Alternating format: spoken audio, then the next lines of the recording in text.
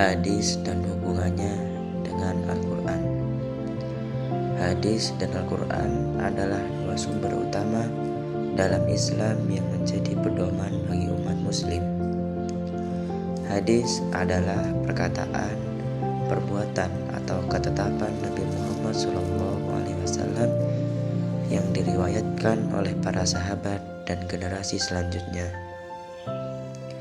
Hadis berfungsi sebagai penjelasan dan penjabaran dari ajaran Al-Quran.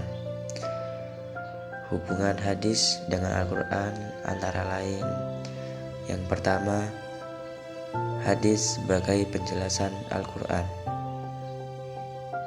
yakni hadis berfungsi sebagai penjelasan dari ayat-ayat Al-Quran yang bersifat umum atau tidak jelas.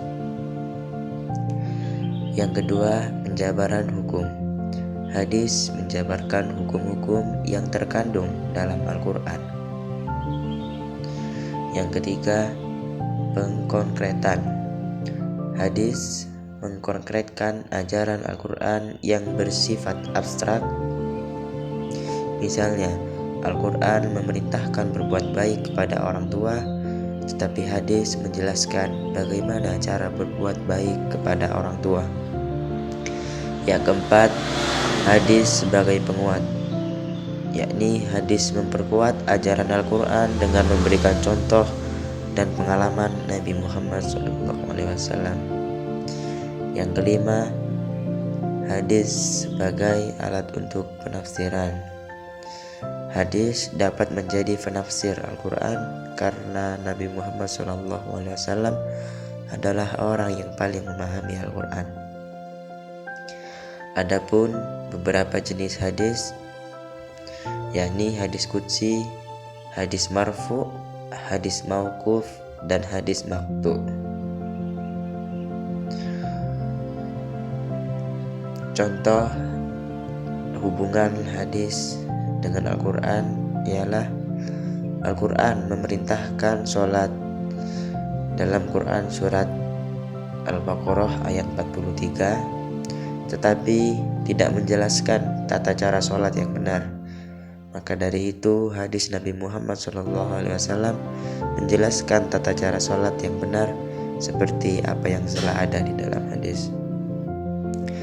Kriteria keabsahan hadis. Sanad. Yang pertama adalah sanad. Apa itu sanad?